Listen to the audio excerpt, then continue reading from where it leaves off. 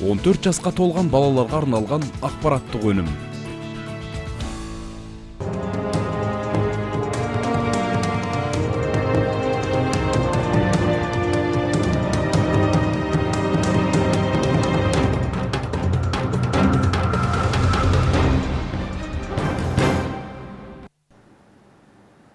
Ассалаумағалейкум, ардақты әулиеаталық әлеумет, Жамбыл телеарнасының тікелей эфирінде бірінші студия хабары. Біз бүгін тұтынушылардың құқы тақырыбын қозғамақпыз. Студиямыздың қонағы Қазақстан Республикасы Сауда және интеграция министрлігінің Жамбыл облысы бойынша департамент басшысының орынбасары Дүйсенбаев Байқадам Еркінбекұлы. Байқадам Еркінбекұлы, студиямызға қош келдіңіз. Қош келді. Енді Байқадам Еркінбекұлы, бұл енді тұтынушылар деген өте үлкен тақырып, ауқымды. Себебі енді кез келген адам тұтынушы деп есептеймін. Дүкенге барса да, басқа жерге көлікке қарапайым жанармай құйса да, басқа нәрсе істесе де, ол тұтынушы болып есептеледі. Алайда бізде көп жағдайда осы тұтынушылар өздерінің құқықтарын білмей жатады. Оларда қандай құқық бар, тауарды алған кезде не істеу керек деген секілді. Осыны сіз бүгін ажыратып, анық-қанығын айтып береді деген ойдамыз. Ең бірінші мәселе, тұтынушы деген кім, содан бастасақ? Тұтынушы дегеніміз бүгінгі таңда ол кісі сатып алушы, ол кісі қызмет көруші, сондықтан жеке тұлға, заңды тұлғамен шатаспау керек. Заңды тұлға дегеніміз юридическое лицо, ал жеке тұлға дегеніміз ол физическое жеке тұлға. Ол енді тұтынушыға болып табылады. Сондықтан ол тұтынушының қалай деп есептесек, ол кісі жаңағы сатып алушы болады, ол кісі қызмет көруші болады. Сол себепте барлық осы спорларда, нелерде ол тұтынушы өзінің атын құқығы бұзылған кезде тұтынушы ретінде жүреді. Бұрын енді мен білетінмін, жалпы осыдан бірнеше жыл бұрын тұтынушылар ғана болып есептеуші еді. Қазір сіздерде сауда қосылды. Тұтынушылар және тұтынушылар құқы мен сауда департаменті дейді. Қандай мақсат, сауда не істейсіздер сонда? Қазіргі таңда дұрыс айтасыз, біздің жылдың басынан бастап бізде реорганизация болды. Яғни осы аталған министрліктің сауда департаменті мен тұтынушылардың құқықтарын қорғау департаменттері жергілікті жерде. Сол екі департамент қосылып, бір мемлекеттік орган болды. Яғни қазіргі атауы сауда және тұтынушылардың құқықтарын қорғау департаменті аталады. Бұл департамент екі салада жұмыс істейді. Бірінші сала ол жаңағы сауда жағында, сауда қызметтерін реттейді. Екінші жағы тұтынушылардың құқықтарын қорғау саласы. Оны жаңа айтып өттім. Сондықтан қазір осы департаменттің атқарылған жұмыстары бойы мен бір кішкене айта кетейін. Енді ағымдағы жыл аяқталуға да бір шамалы ай қалды, 9 ай, 8 айымыз өтіп бара жатыр. Сол бойынша не айтасыз? Ағымдағы жылы бізде енді жаңа мен айтып өттім, осы ақпан айынан басталып бізде реорганизация жұмыстары жүргізілді. Одан кейін наурыз, сәуір айларында бізде нормативтік құқықтық актілер бойынша кейбір жетіспеушіліктер болды, оны дұрыстадық. Толық жұмысты сауда саласы мамыр айынан бастады. Мамыр айынан бастап, яғни қазіргі бізде елімізде болып отқан ірі проблемамыз, үлкен проблема, ол жаңағы әлеуметтік маңызы бар азық-түлік тауарлардың қымбаттауы. Сол сала бойынша қазір біздің министрліктен жергілікті жаңа атқарушы органдармен бірігіп, біздің департамент бірталай бірқатар жұмыстар атқарылып жатыр. Яғни бізде қазір осы Жамбыл облысының әкімінің орынбасарының басшылығымен комиссия құрылған, ревкомиссия деп аталады. Ол комиссияда ішінде құзырлы мемлекеттік органдар бар, осы бағаға қатысты. Яғни жаңағы салық жағынан біз, одан кейін экономикалық тергеу департаменті, басқа да мемлекеттік органдар осындай комиссия құрылып, осы бағаны аптасына 2 рет қарап, шұғыл түрде жұмыс атқарылады осы комиссия. Ал енді жұмысты біздің департаментке ала келетін болсақ, осы ағымдағы жылдың басынан бері 7 айда осы сауда саласы бойынша департаментке 17 өтініш түсті. Ол өтініштердің бәрі, яғни айта кеттім сіздерге, жаңағы әлеуметтік маңызы бар тауарлардың бағасы көтерілуі жайында. Ол 17 арыз бойынша бізде әкімшілік құқық бұзушылық туралы кодексінің не сай 204-4 бабы бойынша ішкі сауда субъекттерінің әлеуметтік маңызы бар азық-түлік тауарларына үстемесінің мөлшерін арттыру бойынша шара қолданды. Яғни протокол толтырылып, бәріне жауапкершілік қаралды. Нақтылап айтатын болсақ, 9 кәсіпкер жауапкершілікке тартылды. 7-еуі анықталмады, несі тексеру кезінде расталмады қойылған арыз бойынша. Онымен қатар тағы да айтатын болсақ, бізде департаментте мамандарымен аптасына 2 рет, кейде 3 рет мониторинг жүргізіледі. Бізде ірі, жаңа орта магазиндерде, онымен қоса жаңағы магазин у дома дейді ғой, жеке үйдің қасында орналасқан магазиндер, кіші магазиндерді қадағалаймыз, мониторинг жасап, бағасын аптасына 2 рет, 3 рет жүргізіп отырады. Жақсы, енді мынау жаңа айттыңыз ғой, сіз әлеуметтік маңызы бар азық-түліктер деп. Не кіреді соның ішіне, қандай тауарлар кіреді? Сіздер мынау қадағалайтын сол бойынша айтсаңыз. Оның ішінде бізде жаңағы күнделікте қолданатын азық-түлік, сәбіз, картошка, құмшекер, одан кейін шит май, андай кәдімгі жейтін тағамдық май, ет кіреді. Оның бәрінен мемлекет шекті баға бекітіп қойған. Мемлекеттен шекті баға бар бекітілген. Сол шекті бағадан біз қадағалап отырдық. Әр кәсіпкер сататын кезде сол шекті бағадан 15%-дан аспау керек. Ал егер одан асқан жағдайда қандай? Асқан жағдайда жаңа кез келген тұтынушы біздің департаментқа келіп арыз шағымданса, біздің департаментпен тексеріс ашылып, жаңа кәсіпкерге әкімшілік құқық бұзушылық бойынша жауапкершілік қаралады. Жақсы. Енді ірі дүкендерге қатысты түсінікті. Мен байқаймын, осы кейбір мөлтек аудандарда 3 дүкен тұрса, үшеуінде баға 3 түрлі болады. Мен де тұтынушымын ғой. Сондай жағдайда не істеуге болады? Мысалға, біреуінде 500 болса, біреуінде 480 теңге деп қояды. Бір 20 теңгенің рөл ойнап жүреді екі ортада. Енді ол жерде бұйырды субъект бизнесі өздерінің сапасына байланысты болуы мүмкін. Бірақ егер жаңағы шылый асып кетіп баратып қымбаттап жатса, біздің департаментке хабарласып, болмаса арыздануға толық құқығы бар. Кез келген тұтынушы, кез келген адам. Жақсы. Енді мынау 7 айда әрине біраз жұмыстар атқарылған екен. Тағы бір сұрақ. Бізде мынау Қазақстанда, оның ішінде біздің Жамбыл облысында тұтынушылар өзінің құқықтарын біле ме? Қанша пайызға біледі? Жалпы тұтынушылардың белсенділігі қалай? Не айтасыз оған? Бүгінгі таңда тұтынушылардың сауаттылығы мен 100% деп айта алмаймын. Орта дәрежеде. Бар, жақсы сауатты тұтынушылар бар. Өз құқықтарын орынды, біздің тұтынушылардың құқықтарын қорғау туралы заңның басшылыққа алып, өзінің құқығын толық қорғай алады. Ондай кісілер де бар. Көбінесе кісілер білмейді заңдарын, өзінің құқықтарын білмейді тұтынушы ретінде.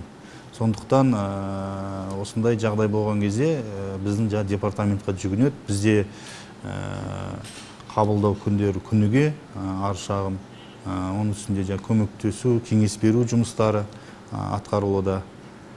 Сондықтан мен енді әлі бір жоғары дәрежеде бізде Қазақстанда тұтынушылар өздерінің құқықтарын біледі деп айта алмаймын.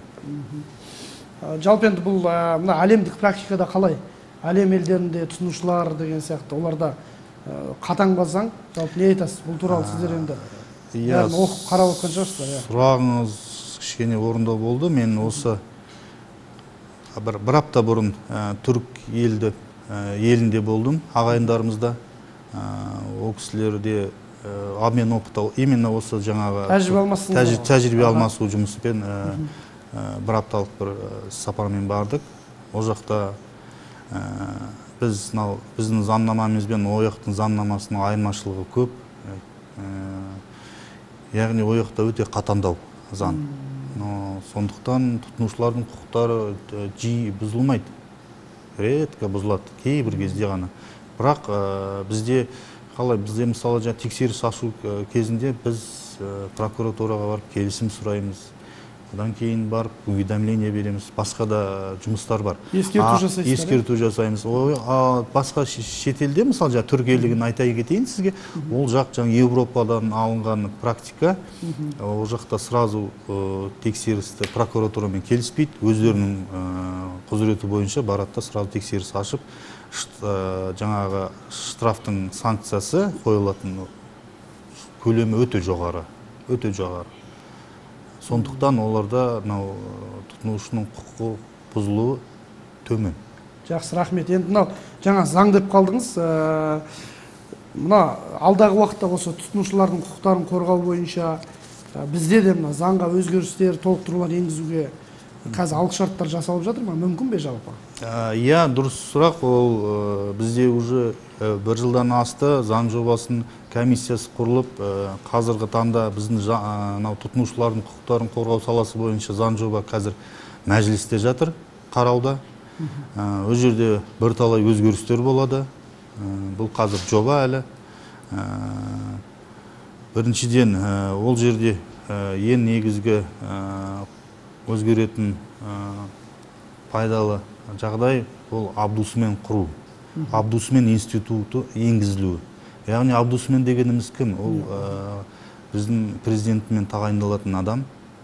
Ол абдусмен өзінің тұтынушылардың құқықтарын қоғамдық институтын күшейту, жүзеге асыру жұмыстарын атқарады. Яғни бізде қоғамдық бірлестіктер бар, ассоциациялар бар тұтынушылардың құқықтарын қорғау саласы бойынша. Сол кісілердің қойған просьбалар, наразылықтарын бәрін елбасына жеткізіп отырады. Абдусмен деген кісі. Ол енді осы алда келе жатқан заң жобасында бар.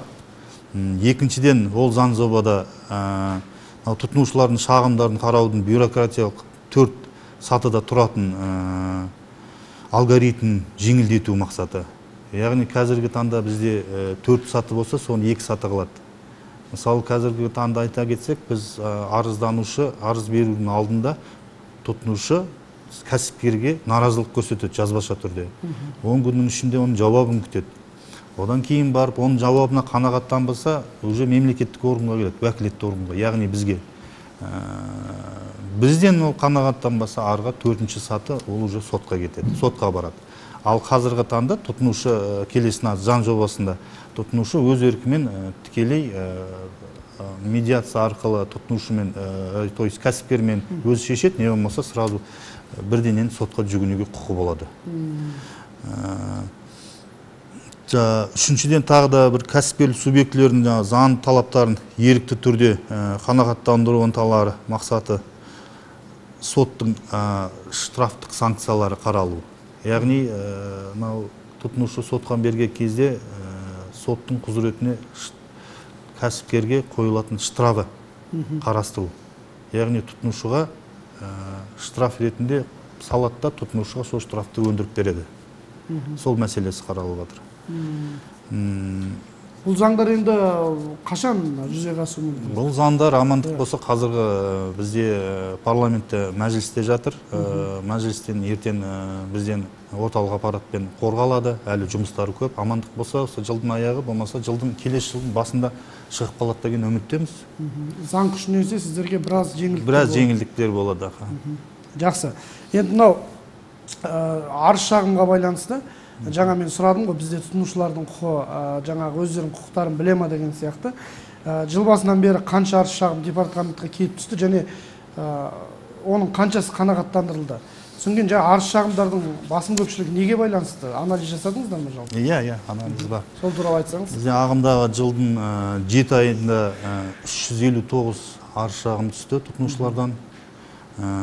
Ол былтырғы есептік кезеңмен салыстырғанда 78%-ға асып отыр. Жыл сайын бізде арыз шағым көбейеді. Түсу деген мәселе жоқ, бізде көбейеді, көтеріледі. Олардың ішінде қазір сол жаңағы 359 өтініштердің 240-ы толығымен қанағаттандырылды. Тұтынушыларға 23 миллион 660 мыңдай ақша қайтарылды. 97 тұтынушы өз мәселелері бойынша түсініктеме алды. 22 өтініш өз құзыреті бойынша басқа да құзыретті органдарға жіберілді. Осы кезеңде, осы 7 айда бізде департаменттен 5 субъектіге тексеріс ашылды, жоспардан тыс тексеріс ашылды. Барлығында әкімшілік құқық бұзушылық кодексінің талабы бойынша жауапкершілікке тартылып, барлығы мынау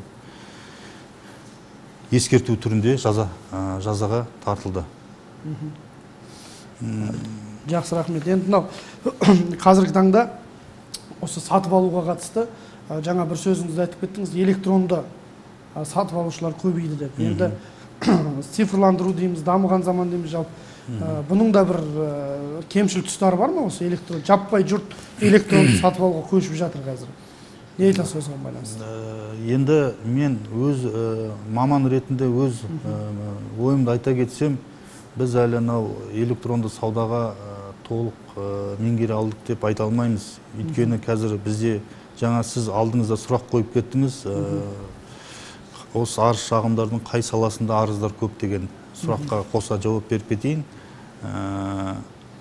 Сол сұрақтардың ішінде осы электрондық сауда бар. Бізде көбінесе арыз шағымдардың ішінде.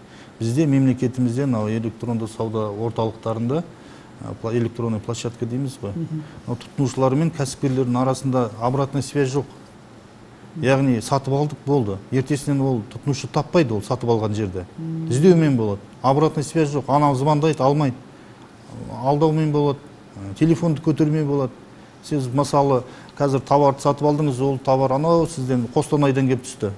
Енді Қостанайға бармайсыз ғой сіз, наразылық көрсету үшін, дұрыс па?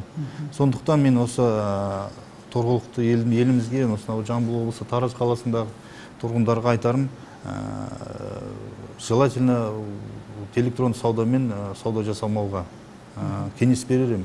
Өйткені әр тұтынушы товарды аларда келісім шарт жасауда о товарды стат көру керек, сапасын, мәлімет алу керек о товардан. Қандай сапасы, сертификатын көру керек. Сол кезде адам толық қанағаттандырылады о товарға. Ал сіз қазір заказ бердің, оның рекламасы қойған рекламасына сай келмейді о товар. В любом случае бір китайский бір завод арзан затты жібересіз. Ол келеді, сосын айтады, мынау ана рекламаға қойған жарнамасына сай емес қой дейді. Сосын арасында дау-дама пайда болады. Ал одан кейін ары қарай наразылық көрсетіп связьға шықса, уже бір күні анау связьдан аяқтан да айырыласыз. Сондықтан сондай жағдайлар көп болады. Мен енді өз мнением ғой бұл айтып отқан маман ретінде. Енді әркім өзі біледі ғой, бірақ сіз маман ретінде кеңесіңізді беріп отырсыз. Дегенмен қазір әлемнің ақш сияқты алдыңғы қатарлы мемлекеттері осы электронды саудамен жүр ғой бәрі. Ол жерде қалай? Ол жерде обратная связь бар. Ол жерде мысалы дамыған ел, олардың заңдары да мен жаңа айтып отырмын, қатаң кішкене, жесткілеу. Ол жақта обратный связь бар тұтынушымен, сатып алушымен. Ертең тауып алады ғой, жіберген тауып алады. Берген затын қойса, мынауыңыз мынандай емес, рекламаға сәйкес емес, мынауыңыз мынандай десек, ол кісі ұнамаса қайтарып алады товарын. Сол күні-ақ курьер келіп алып кетеді қайттан өзінің товарын. Сол фирма.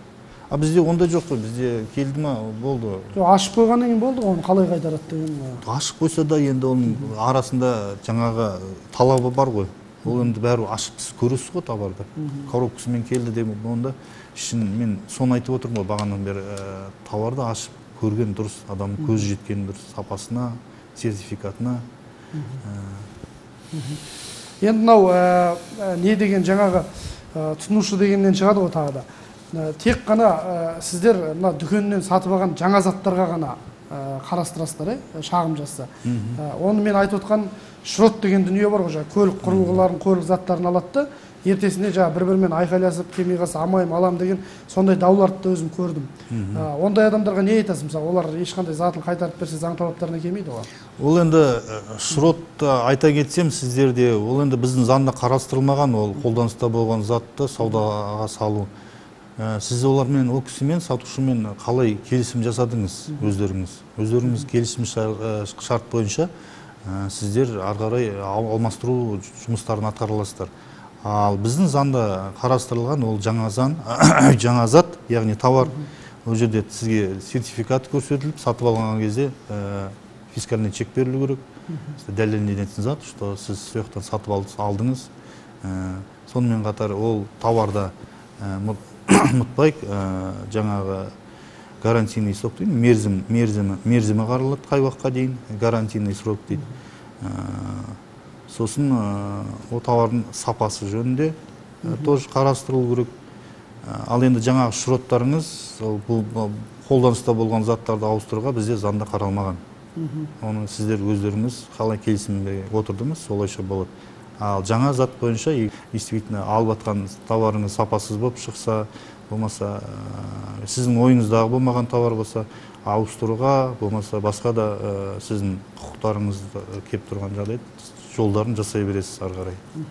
Жақсы, енді мынау тұтынушы деген кезде жұртшылықтың көбісі жаңағы мына несіне қарайды, шығу срогі дейміз ғой орысша айтқанда. Шығу мерзіміне қарайды. Сол жаңа мерзім өтіп кетсе апарып береді. Оны жаңа кейде алып жатады, кейде жаңа ақшасын қайтармай жатады. Онда енді түрлі видеоларда, түрлі жағдайларда толып жүр ғой. Енді халықтың арасында жүргеннен өзіміз де күнделікті көріп жүрміз. Бірақ елдің бәрі ойлауы мүмкін да, барлық затты қайтаруға болады деп. Жалпы қайтаруға болмайтын заттар бар ма? Қандай заттар? Иә, біздің заңда көрсетіліп өткен товардың 6 түрі ауыстыруға жатпайды. Бұл біріншіден дәрі-дәрмектер ауысуға жатпайды. Екіншіден жаңағы шұлық нәскилер ауысуға жатпайды, іш киімдер ауысуға жатпайды, метражды товарлар ауысуға жатпайды. Одан кейін жаңа өсімдік заттар, жануарлар ауысуға жатпайды. Одан кейін 6-шы пункт ол жаңағы бізде сотовый телефондар. Сотовый связь бар, ұялы телефоны бар, связі бар аппараттар ауысуға жатпайды. Неліктен болғанда ол біздің заңға осы 17-ші жылы қосылған пункт. Яғни бұлар жаңағы айтып отырмын, кәсіпкерлер жағынан атамекен бар, барлығы бар. Бір өздеріне келген залал болды кәсіпкерлерге. Яғни шетелдік телефондар, iPhone болсын, Samsung болсын, қосқан кезде, аккаунт қосылған кезде, уже телефон как қолданыста болды дегенде есептелінген екен. Ол уже сіз басқа адамға сатамайсыз о телефонды. Сіз автоматически уже не аккаунт ашылғаннан кейін ол удалить етілмейді, сол жерде қалады. Сондықтан ол телефон қолданыста болған сияқты болып қалады. Сол үшін телефонды ауыстыруға жатпайды. А егер де сізде, конечно, телефоныңыз сапасыз болса, болмаса жаңағыдай дефекті болса, заводской, оны толық ауыстыруыңызға құқыңыз бар. Рахмет, бұл енді жаңа ғана мынау тек қана телефон емес, үлкен супермаркеттерден, жаңағы дүкендерден алатын техникаларға да қатысты ғой. Барлық техниканы қатысты. Сақтандыру несі бар. Сосын жаңа сіздердің заңдарыңыздан оқыдым мен. Сапасыз тауарлар немесе қанағаттандырылғысыз қызмет көрсетілгенде шығынның орнын өндіріп алуға құқылы дейді. Шығынның орнын өндіріп алуға құқылы дейді. Сол бойынша не айтасыз сол бойынша? Шығын өндіру бойынша мен жаңа айтып отырмын ғой, сапасыз товар алып қалдық. Мысалы келтірейік, сіз телевизор алдық дейік, плазменный телевизор, сапасыз болып шықты или бір дефектісіз шықты. Сіз сатушыға қайттан өткіздіңіз оны, и ол сол дефектіні анықтау үшін сервиске жолдайды. Сервиске жолдап, сіздің шағымыңыз бойынша бір айдың көлемінде не телевизорды жөндеп беруге керек, не болмаса басқа телевизорға ауыстырып беру керек. Ең жоқ жағдайда сіздің ақшаңызды қайтарып беру керек, біздің заң бойынша. Жаңағы существенный вред деп отырсыз ғой, сіз жаңағы несі. Сол 30 күннен кейін асып кетсе, ертең тұтынушы сотқа беріп жатса, сол мәселе бойынша, 30 күннен кейін асқаннан кейін, уақыттан кейін күніге сол товардың тұратын бағасының 1% қосылып отырады. Түсініп отырсыз ба? Яғни ертең сатушы телевизорды қайтарып береді, мұны ақшасын қайтарып береді, сосын жаңағы өзіне берген бір ай көлемдегі уақытты тұтынушыны жоғалтқан. Сол бір айдан кейінгі уақытта әр күннің 1%-ін қосып төлеп қайтарады. Ол бізде заңда көрсетілген. Жақсы, рахмет. Енді мынау уақытымызды аяқталып келатыр. Соңғы сұрақ, маңызды сұрақтардың бірі адам денсаулығына қатысты. Сіздерде қауіпсіздік құқығы деген мәселе бар. мысалға дүкеннен барып бір айран сатып алдың, оның мерзімі өтіп кеткен, оны іштің, уланып немесе басқа жағдай болып ауруханаға түссең, соны кім дүкен өтеп бере ме, әлде оның шығындарын, адам ауырған емдерін кім өтеп береді, ондай нәрсе бар ма? Негізі бұл шығынды өтеу жағы бұл мемлекеттік орган қарамайды. Бұл тек қана сот органдары шешеді. Шығын өтеуді жағын. Моральный ущерб дейді ғой, былай айтқанда, материальный, моральный ущерб. Оның сіз өтеу үшін бірінші дәлелдеуіңіз керек. Яғни сіз именно сол ішкен айраннан уландыңыз ба, болмаса басқа заттан. Егер сіз айраннан уланып жатсаңыз, сіз больницаға түскен уақытта больницадан первичный справкаңызды алып, дереу СЭС госорганына барып, СЭСтен барып көрініп, сіз образецін алып өткізуіңіз керек сол айранды. Ол айран еще контрольный закуп жасалыну керек. Ол тексеріледі, ол дәлелденеді, ол действительно айраннан болды ма деп. Содан кейін соны бітіргеннен кейін сіз өндіргіңіз келетін болса, ары қарай уже сотқа талап арыз беріп, сот процесінен кейін сот арқылы өндіріп аласыз келтірілген шағымды. Жақсы, рахмет. Байқадам Еркінбек, мынау енді бізге берілген уақыт мәресіне жетті. Соңғы айта кетсеңіз, мынау кез келген тұтынушы, егер құқы бұзылған жағдайда қай жерге қайырылуға болады? Сіздердің мекемеге қай жерде, мекен жайы басқа деген сияқты? Біздің мекен жай Тараз қаласы Қойгелді көшесі 188-де орналасқан қалалық кірістер басқармасы деп айтуға болады. Соның 4-ші қабатында 413 кабинет. Телефонымыз бар, шұғыл жел телефонымыз, горячий линия. 54-21-69 нөміріне хабарлассаңыздар, толығымен кеңес алып, сіздер осы құқығыңыз бұзылып жатқан кезде толығымен кеңес ала аласыздар. Жақсы, рахмет. Мінекей, құрметті көрермендер, бізге берілген 25 минут уақытта өте шықты. Тұтынушылардың құқы жөнінде, жалпы мынау сауда саласында бірқатар қажетті ақпаратты айттық деген ойдамыз. Келесі кездескенше басымыз аман, бауырымыз бүтін болсын.